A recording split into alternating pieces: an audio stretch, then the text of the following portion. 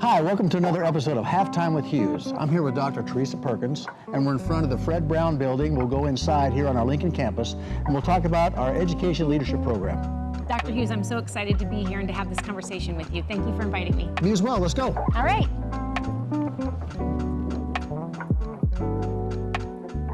You know, I remember the first time you came to Doane, Omaha. It was your first summer. You were having the tour, and we were walking around the building, and we stopped and looked at the Doane EDL mission. Yeah. The mission statement is servant leaders, serving regardless of position. And I remember you stopped me, and you were brand new to the university, and you said, "That's it."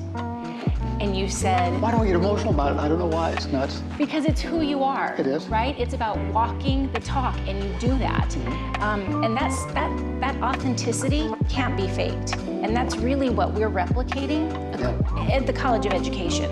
I'm so thankful for your leadership because you're helping show us the way as you're walking with us. Well, thank you. Yeah. Thank you. I know that, of course I was an education major, and my dream was to be a high school basketball coach when I first started at Doane, but we've evolved since then, and so has the educational program at Doane. Talk to me about, we build leaders. You were on the task force that helped define what that actually meant at Doane. How does the EDL program incorporate the leadership into it?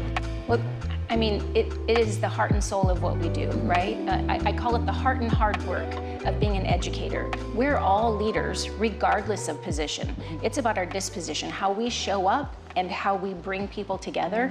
Leaders are humans, and so when you say, what's the leadership task force work and the result?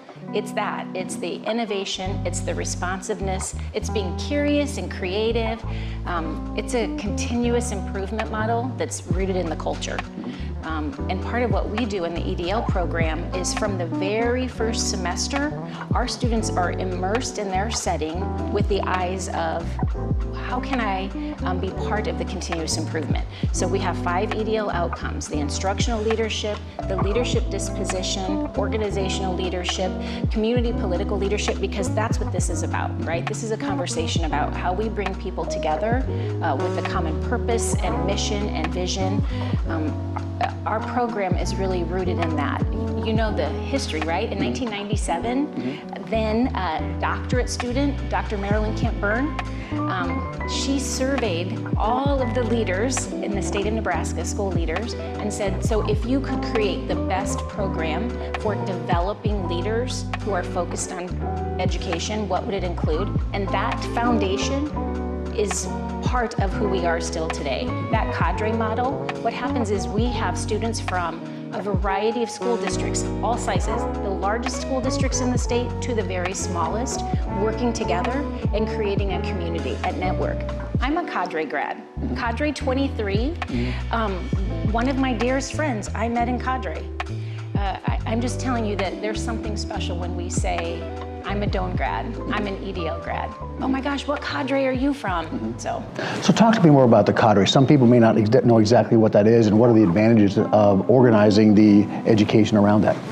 Well, it's literally a model of what we do in education, right? So our cadre, when I said we have students from all sizes of schools and districts, they learn to be collaborative mentors with each other. The reciprocal, excuse me, the reciprocal relationship that our students create allows them to see education through the wider lens, right? That servant leadership model means that that core group of students, the cadre students, move through 27 graduate credit hours together, while they're also taking standalone classes, while they're also out in the field, not just in their schools. They get an opportunity to experience leadership in a variety of places. In fact, that's what we say, a variety of places, a variety of people, and a variety of experiences, so that they can create systems that are sustainable, because that's what leadership is. So in June, the first 2 weeks in June, our students come together, and these are full-time educators, classroom teachers, instructional facilitators, school psychologists. They come together, and it's an all-day, 8 a.m. to 4:30 model that is completely hands-on. And what I mean by that is we're not just talking about theory. We don't say, read the first 3 chapters of Bernhardt's Data Everywhere because we're going to have a quiz. Yeah. We don't say that. Instead, what we say is read the first 3 chapters for the next time we come together because we're going to talk about the authentic application in your setting. What does continuous improvement look like where you are? And the value of that conversation as the cadre, remember they're from a variety of settings, as they talk about and have an opportunity to say, I want to know more about that. And so yes, in June, we have 2 weeks together, and then the cadre meets 1 weekend day a month, typically a Sunday, sometimes a Saturday. And what that allows us to do is stay connected. In between times, I'm in the schools visiting our students. They have a collaborative mentor, often the building principal, and the 3 of us will meet, the student, the building principal, and myself. And we'll talk about what's happening in your space and how can I be a support. By the way, that's a model that also happens in our undergrad program at the College of Education.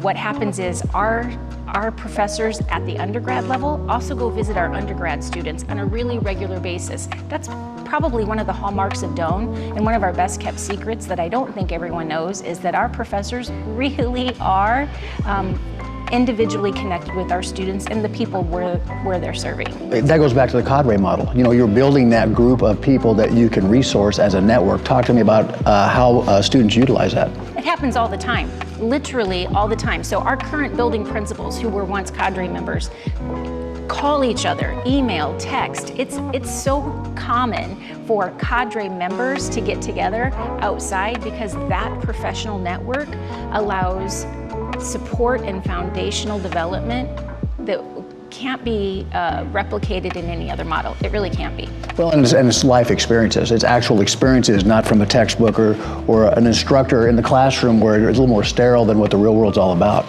You know, one of the things that I've noticed as I look at statistics is when you look at Lincoln Public Schools, I think we have 40 Doane graduates who are administrators, and 12 of the last 13 principals hired by LPS were Doane graduates.